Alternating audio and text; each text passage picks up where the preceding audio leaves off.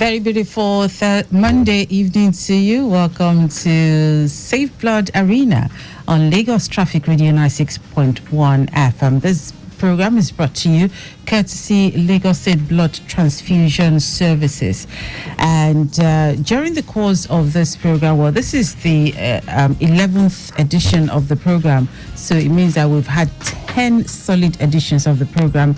We've taken a look at blood. We've taken a look at the components of blood. We've taken a look at what happens when your blood is taken, the process it undergoes, the different screening tests that it undergoes, what happens to blood when it's not used or when it expires. We've taken a look at that. We've taken a look at the transportation of blood from the transfusion center, from the screening center to the hospitals or to the doctors, the process that it undergoes. We've taken a look at so much. We've taken a look at blood security and blood safety. We've taken a look also at voluntary blood donation. We've also had the highest blood donor in Lagos. We've taken a look at all of that. So much has been said about blood transfusion and blood donation and voluntary blood donation. We've also taken a look at the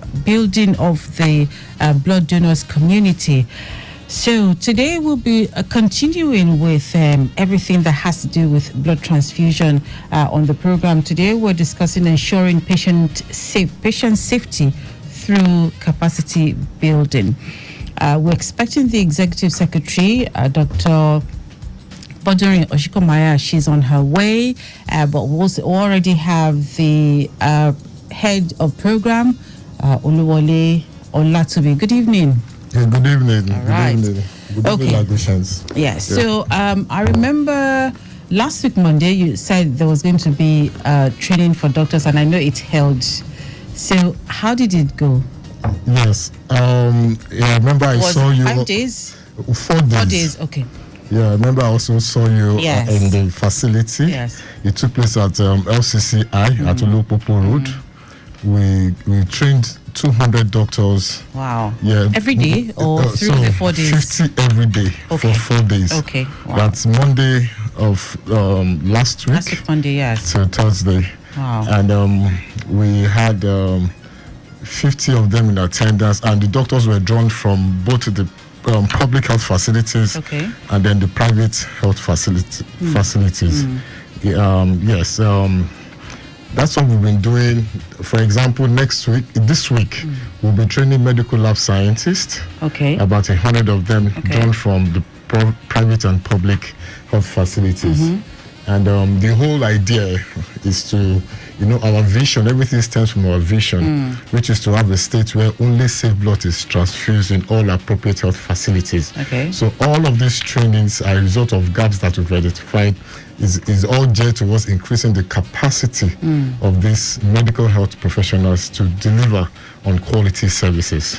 So how many of these trainings do you have with medical personnel and stakeholders, maybe every quarter? Okay, let's look at the first quarter. This first quarter? Yes. How many were scheduled and how many of them have taken place? So we scheduled 6. Okay. 5 have taken place. Okay. Before the medical doctors, we had a meeting with all the hospital blood transfusion committees in the various general hospitals.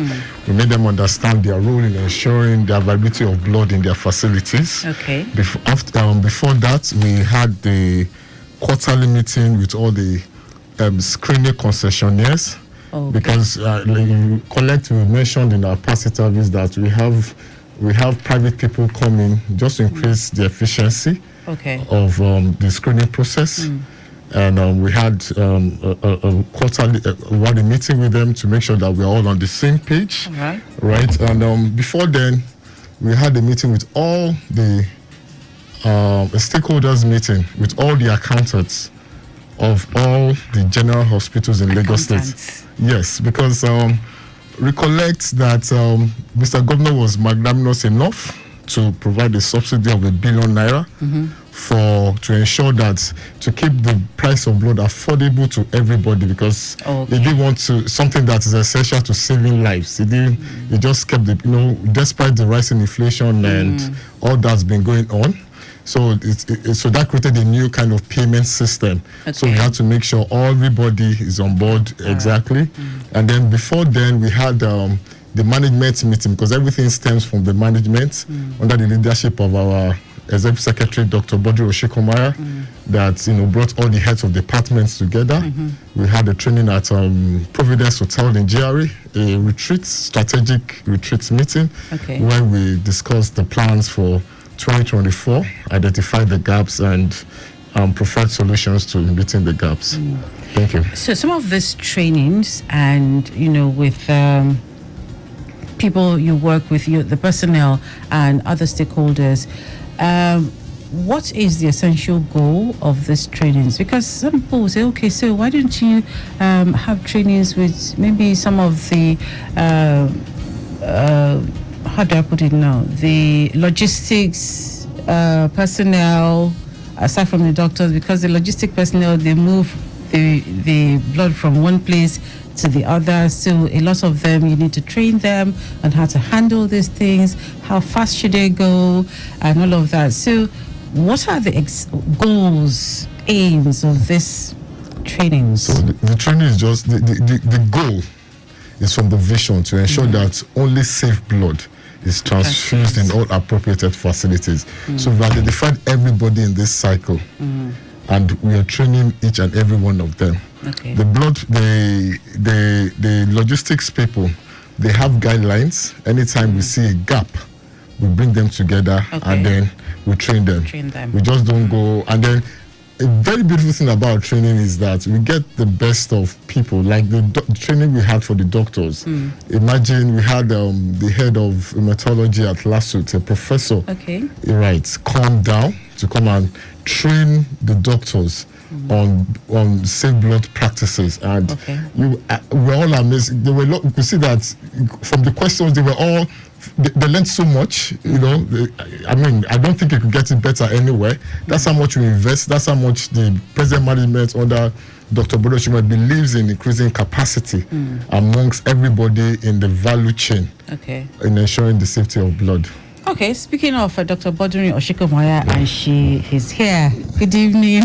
Good evening, everybody in Lagos and outside Lagos listening to this wonderful program. Yes, welcome to the program. We were wondering what happened. Yeah. We're saving lives. We know. Always saving lives. We understand that. That's why we're not too upset. All right, so quickly, what is patient safety in blood transfusion? So, patient safety is a quality phrase, understand? And in layman's terms, we define patient safety as having the right blood or blood components or product to the right patient, transfused in the right quantity at the right time, and monitored even till after the transfusion takes place. So you could have somebody that, person needs blood, but are you giving the right type of blood? And that is where the training on appropriate clinical use of blood came up, that we just have with the doctors. What about the right volume? Somebody needs blood and you're giving blood per bunch, or somebody needs like 2 pints of blood and you give the person only one. That is not enough. It has not made that patient optimally fine. So what about at the right time? Somebody needs blood and needs it now, and you're like, no, let's manage and keep till and give the patient blood till later. So that one is a wrong timing of blood. So really, definition of quality really is the same thing with the definition of what patient safety in blood transfusion is. Okay. So what is the role of the blood transfusion services in ensuring patient safety? So the role of patient safety first is that we want the patient to have blood. And it's fine after the blood transfusion. We want the patient to be transfused, and it's also fine during the blood transfusion. So the blood transfusion service rule starts from the type of blood that is collected. So the blood must be collected from a well-assessed voluntary blood donor. So you can decide with a voluntary blood donor you are not fit for it. So we'll ask you a series of questions, like always say, a lot of questions. We'll test you, we will check your vitals to be sure that you are safe enough to give blood to the person that needs it in future. After that, we want to screen the blood to be sure that the blood is safe and devoid of any infectious agents. And then we also want to ensure that the blood is requested the right way and is transfused the right way. So we have a lot of standard operating procedures. If there is no rule, then nobody can break it. Yes, so true. we have a lot of it. Throughout last year, we spent so much time developing guidelines and policies, standard operating procedures, and even what job aids, so that you don't need to start reading. It's on the board. You know what to do. Somebody needs blood. You need to group and cross match. How to do it. And so those are very, very essential things. It's one thing knowing what to do. Another thing is knowing how and the process is to do it. And then the third thing is that we want to ensure that the blood is available. We can have all these beautiful materials and there is no blood. So we need to do a lot of advocacy. That is why we are here, and we are reaching out to everybody listening. If you are here listening to us, please, you can just help us spread the gospel of blood donation. Whatever we do, there is no blood there. We cannot implement these guidelines. So we need blood, and we need. But once this blood is collected, we can separate it into different components for those that needs exact parts of it to survive. And then we need to build capacity. We have had a lot of hands-on training. We had one last year. We're having one again this week. Good. We're having hands-on training for private medical laboratory sciences that work in the private blood banks. So you can have, as I said, all these SOPs. I don't know what to do. So we have hands-on training. We'll go through the standard operating procedures step by step, and we monitor the way they do it and how they do it. So all those things are our roles in ensuring that the patient feels safe during transfusion and even after transfusion. So let's quickly go over the measures with which you ensure that the patient is safe during transfusion, or before, during, after transfusion. So let's go through the steps so people would know the measures put in place to ensure. So the first measure is that you must have appropriately qualified personnel. So if you go to any facility and you don't think they're qualified, please don't hesitate to ask those that are there, is this person medically trained? We don't want quacks trying to prescribe blood, because blood must be prescribed by a medical personnel, specifically a medical doctor. So we don't want quacks prescribing it, and we don't want quacks collecting the blood from you. Neither do we want quacks processing the blood. So the first thing is that we want appropriately trained personnel, and I can assure you, in every licensed blood bank in Lagos State, be it private or public, we can assure you that there is an appropriately trained personnel. The medical laboratory science is supported by the medical laboratory technician, and in some we have the hematologist manning those centers. The second thing we want to ensure is that we should have a hospital blood transfusion committee in any hospital that is transfusing blood. Without the hospital blood transfusion committee, you cannot do audits. You know, the major work of the hospital blood transfusion committee is to implement policies, to implement all these training materials that we have, and also to audit it, to evaluate what we've done. So let me give a beautiful example. We just taught them about the massive transfusion protocol, and somebody had severe hemorrhage, maybe a pregnant woman. It happens so all the time that a woman delivers and then is bleeding, and we are unable to stop the bleeding at that time. So while the obstetricians are trying to manage the patient, there are some processes.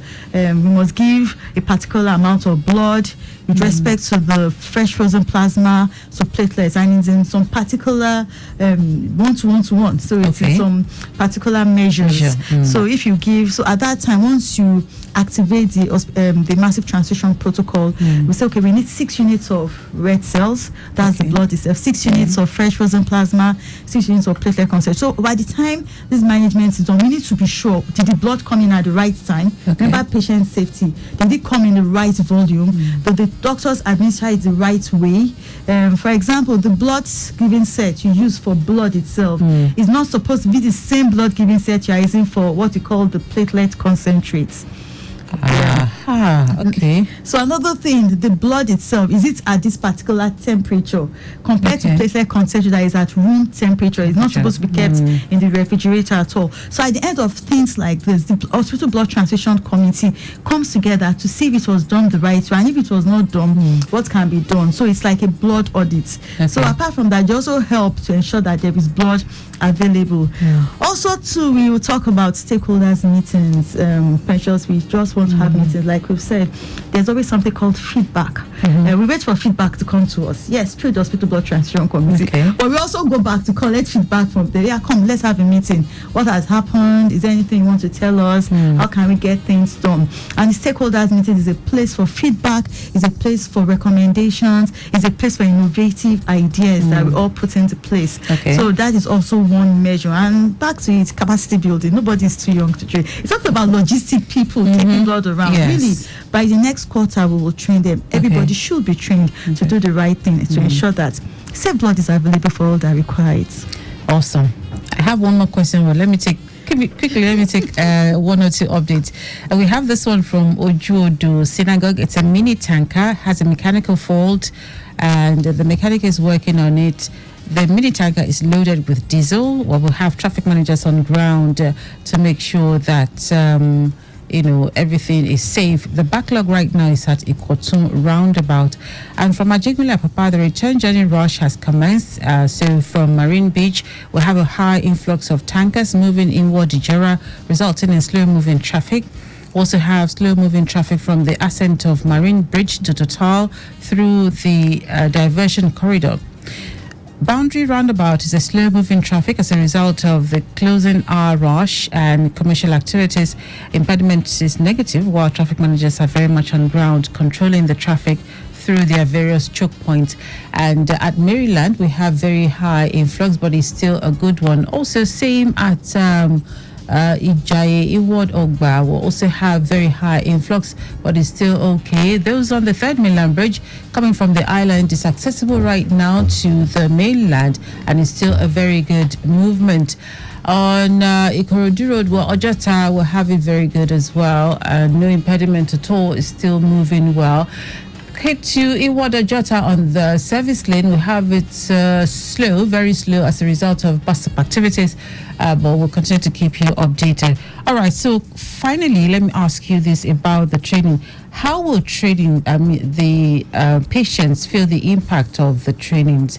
Do you have, aside from the social media community base, do you have times when you bring members of, some members of the blood donation community come for some of these trainings or attend some of these trainings, so at least show them what to do, enlighten them more on what to do and how to get more people on board? So yes, we do. First of all, there are two questions you've asked. Yes.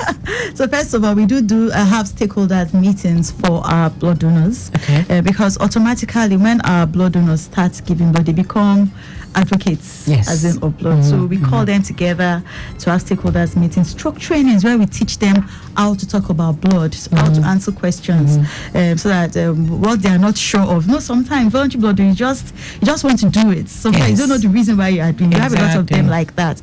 So we tell them the reason, the advantages, how to answer questions, how to refer them to other people when they cannot answer those questions. So we do that at least twice a year.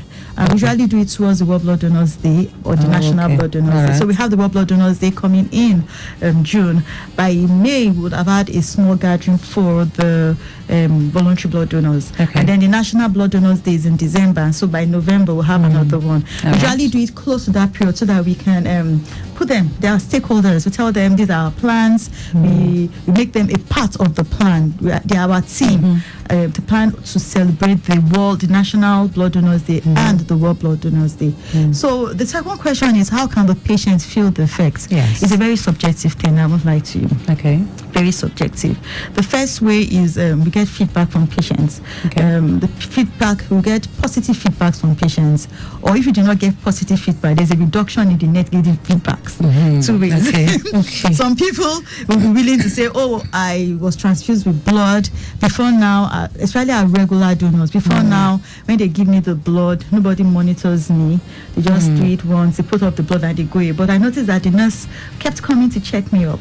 And so there's something different there. Or you notice that the initial complaints, especially through the nurses, are not there. Usually they would have come. Does she come out? We gave somebody blood. Person was shivering. There was a blood transfusion reaction. It reduces. So it's a balance of the two of them. Okay. The second thing is there's a general well-being of our patients, and the number of blood transfusion reactions, or the number of from the patients, or the number of adverse reactions from the donors also reduces. The third thing is we have been having a special test called extended red cell phenotyping. Okay. So it's special because we are able to know antigens, those things in blood that could cause damages. As we're doing it, we are noticing already, I will assure you, there is a reduction in antigens, things that causes blood transfusion reaction. And we are doing this test for our patients living with sickle cell disease. So what we used to notice before, we are not seeing them. And so we can see, so the first one is feedback. There could be bias, but we still hold on to it. And the second thing is quantitative through a test, and we're also seeing positive changes. Thank you. Okay. That sounds like good news all through. Yeah, that's why I'm happy to tell everyone. Yes, sounds like good news all through. Yes. So this is also an encouragement to all people out there who would like to be a part of the voluntary blood donation drive. Well, we'll be reading out the appropriate information, how you can get in touch, and how you can become a voluntary blood donor and join the community, and also be an advocate. Okay, even if you are not eligible to donate, you can also be an advocate. Yes. Perfect. Yes. So if you're not eligible to donate blood, you can also be an advocate and help get more people on board to donate blood. Okay, so do we have any other information? I know that you just finished the training for the doctors last week. We have another one. The scientists from tomorrow. Okay, that's for the lab scientists? Yes, for the lab scientists. From tomorrow. From tomorrow. Have your work cut out for you. Yes, the earlier we started, and we do this regularly every year, just in case. There's a lot of jackpot syndrome on ground. We don't know who has left. So we don't want to trust those we trained last year. They might have just taken the beautiful training we've had and gone to implement it in their jackpot world. So we have to continue training. Also, there's a tendency for people to forget things if they're not doing it regularly. So we try to do, not that we try, we actually do go around the monitoring enforcement subcommittee. They go around to evaluate those activities. But it's possible that some people are not doing it regularly and they only assume or tell us that they've done it. So it's also good to remind them of the process. Also, really, every time things change, there are upgrades to past processes that are being done. So if there's an upgrade, we have the last training till the next training to find it out, and then support them and upgrade the training by the next time the training comes up. So whatever we've taught them last year, yes, beautiful. If there are changes this year, we'll add it to this year's training. So really, it's something that should happen all the time, and that's what we try to do all the time. Fantastic. Thank you so much, Dr. Boduri Oshikomaya, for coming on the program today and for throwing more light on all of these questions. Thank you so much. Thank you very much. And so that was the voice of the Executive Secretary, Lagos State Blood Transfusion Services, Dr. Boduri Oshikomaya. And we also have the Head of Programs, Mr. Oluwole Olatubi. Thank you also. Thank you very much, for having us. All right. So their Facebook page, that's the Lagos State Blood Transfusion Services Facebook page, is Lagos Blood Transfusion. You can go to the Facebook page if you have questions or you need more information, Lagos Blood Transfusion. And on Instagram is Lagos State Blood Transfusion. On X is Lagos BTS.